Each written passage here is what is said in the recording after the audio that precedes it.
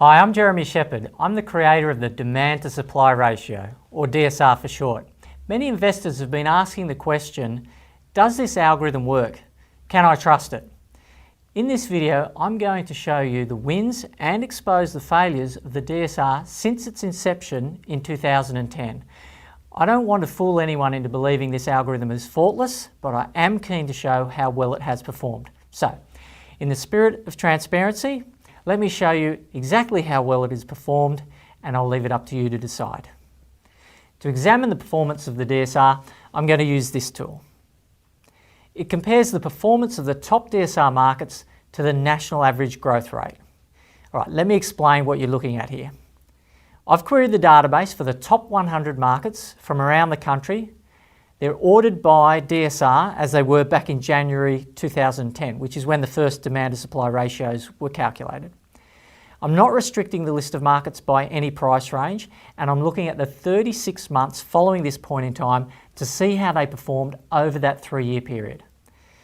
I'm looking for the best 100 markets by demand to supply ratio, not the worst, and I'm looking at both houses and units for all suburbs around the country where there is sufficient data.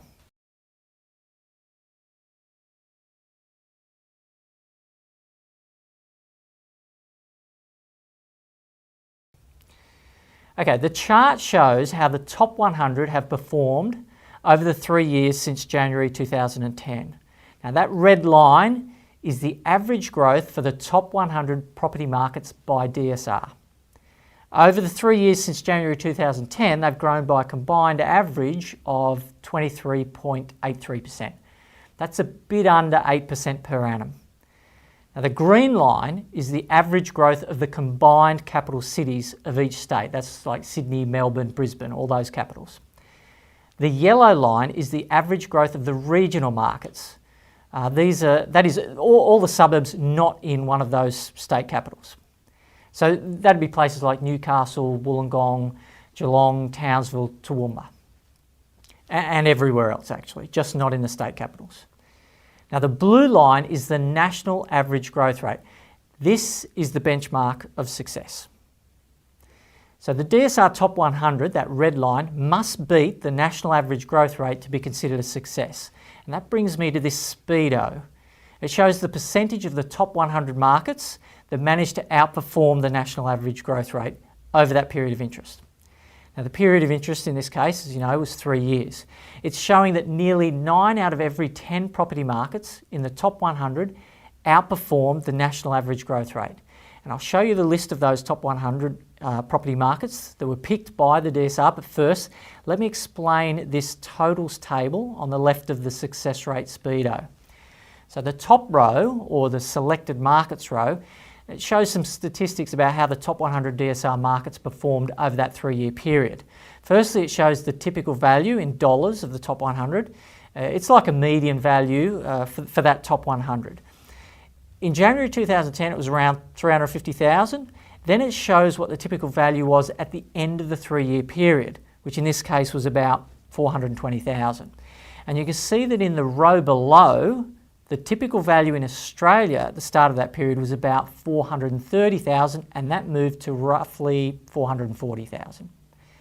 Now the same typical values are provided for the state capitals and non-capitals, but the next column, it shows the total combined growth for all those markets. And you can see that the DSR top 100 had a combined growth of nearly 24%. That's in total over those 3 years. But the national average growth rate over the same time frame was under 5%. That's in total. Big difference, huh? All right, the next column calculates this growth rate as a compound annual growth rate for that period. It was 1.6% for the national average, just under 2% for the combined capitals, and just over 1% for regional markets. But look at the top 100 by DSR. They had a combined growth rate more than 4 times the national average. Now, admittedly, it's not a fast growth rate, but remember, this was during a time when it was hard to find any capital growth. But the DSR top 100 found it. Let's see how the top 50 performed instead of the top 100.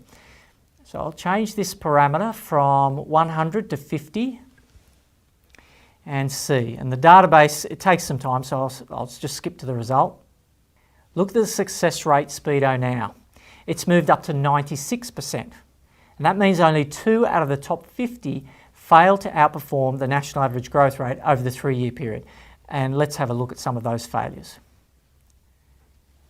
The column on the left shows the top 50 markets as they were back in January 2010. Some of them are unit markets, some of them are house markets.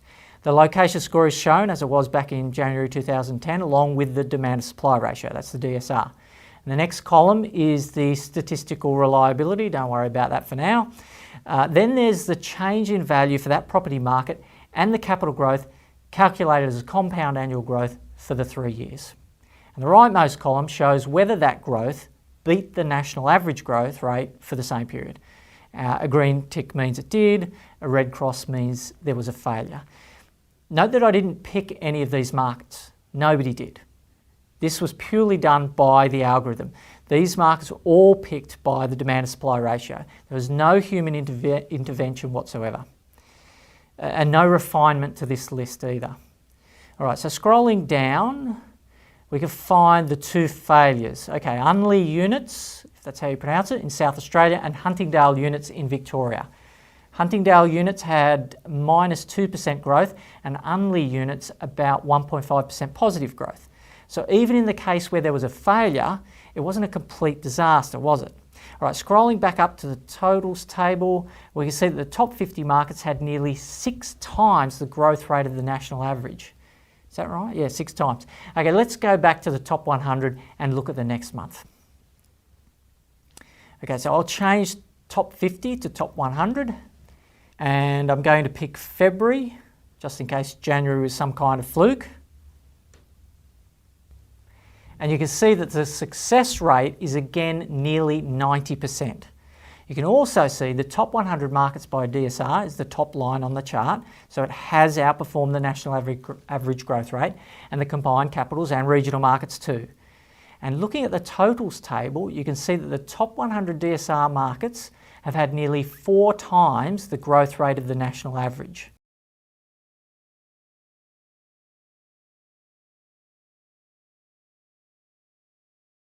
All right, let's look at some of the markets the DSR chose back in February 2010.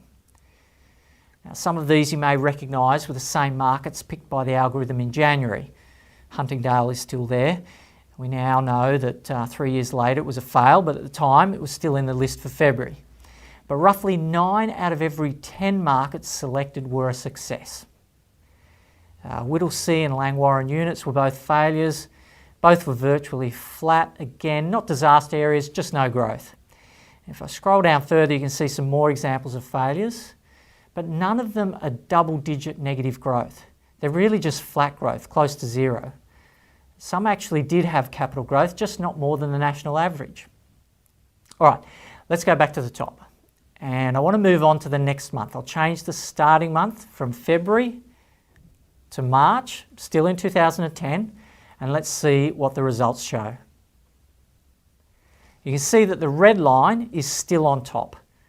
The success rate is 88%, and the totals table shows that over the 3-year period, the top 100 markets by DSR had about 15% better growth than the national average, which for a $400,000 property represents about $60,000. In other words, if you'd picked a market at random, anywhere in Australia, as opposed to picking any one of the top 100 DSR markets at random, you'd be worse off by $60,000 in 3 years. So you can start to see some of the value that this algorithm provides in dollar terms. All right, let's move ahead by 6 months now. If we examine every month, we'll be here for hours. So let's go from March to September of the same year. So I'm leaving all other criteria the same and just changing the month to September. Again, the DSR is on top, but the success rate has dropped to 80%, which is still pretty impressive. The totals table shows nearly an 18% difference in total growth between randomly selecting a market anywhere in the country and randomly selecting any one of the top 100 DSR markets. Now, for a $460,000 property, that equates to about $80,000. All right, let's jump ahead another 6 months. So going forward 6 months from from September 2010, that takes us to March 2011. The success rate Speedo shows 72%. So roughly 3 out of every 4 property markets in the top 100 outperformed the national average growth rate over the same 3-year period. And the compound annual growth rate of the top 100 is more than 4 times faster than the national average. All right, let's move ahead a whole year now. Even 6-month jumps is going to take us forever. So changing the start date again, this time by 1 whole year, brings us to March 2012. All right, this is one of the worst performances of the DSR we've seen so far. The success rate Speedo is down to only 65%. That means roughly only 2 out of every 3 top DSR markets managed to beat the national average growth rate. And comparing the growth differences, there's not a lot in it, only 8%. Is it going to get worse? All right, let's move on to the next year, 2013. This will be interesting because this was when Sydney had started to really take off, and the DSR was all over Sydney around this time. The success rate is back up to 90%, but have a look at the total difference in growth between the national property market and the DSR top 100. There's nearly 30% difference. With a $400,000 property, a 30% difference represents $120,000. And that difference in value was achieved in just 3 years. Now, I remember this was a time when a lot of experts were talking up Brisbane, but more than 70% of the top 100 DSR markets were picked in Sydney. And not just in New South Wales, but specifically in Sydney. If you had bought a $500,000 property in Brisbane around that time of early 2013 instead of Sydney, 5 years later, roughly 2018, you would have been worse off by $250,000. That is a massive opportunity cost. You can see how important getting the right advice is. Just while we're on that topic, you might not be that impressed by the performance of the DSR. You might be thinking, sure, Jeremy, it looks good when compared to the national average growth rate, but anyone can beat the national average growth rate.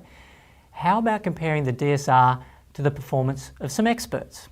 Well, I have done exactly that, and suffice to say, the best benchmark against which the DSR should be compared is the national average growth rate.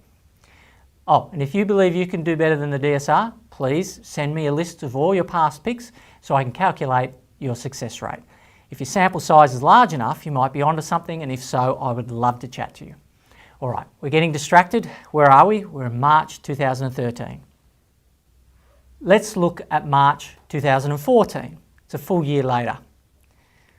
Now, the success rate Speedo is close to 90% again, and the average growth rate of the DSR top 100 is more than double that of the national average. The difference in total growth is almost 30%, which in dollar terms for a $500,000 property is $150,000. Let's look at 2015. Similar story, high success rate, $150,000 better off in 3 years. Looking at 2016, the difference was only 16% over 3 years, but property prices in the top 100 were around $550,000. So you'd still be better off by about $90,000 only 3 years later. Because it's March 2019 right now, when I'm recording this video, we can no longer look at 3 years of performance. So let's limit it to only 24 months. It's not much time for the DSR to streak ahead, but let's see how it goes anyway. The success rate is 75%, and there's 10% more growth than the national average over those 2 years. I won't bother with 2018. 12 months of growth is too short a period of analysis, and I'm getting repetitive and boring anyway. So in summary, I went to the trouble of examining every case for every month since the very first time the DSR was calculated, which was in January 2010, right up to 3 years ago. The average success rate for the top 100 DSR markets was 85%, And the average growth rate of the DSR Top 100 beat the national average growth rate in every single case. In 89% of cases, the DSR Top 100's average growth rate was more than double that of the national average growth rate. Now, this included 74 cases, each examining the performance over 3 years. So as you can see from all of this evidence, the DSR is not 100% perfect. It definitely has some fails.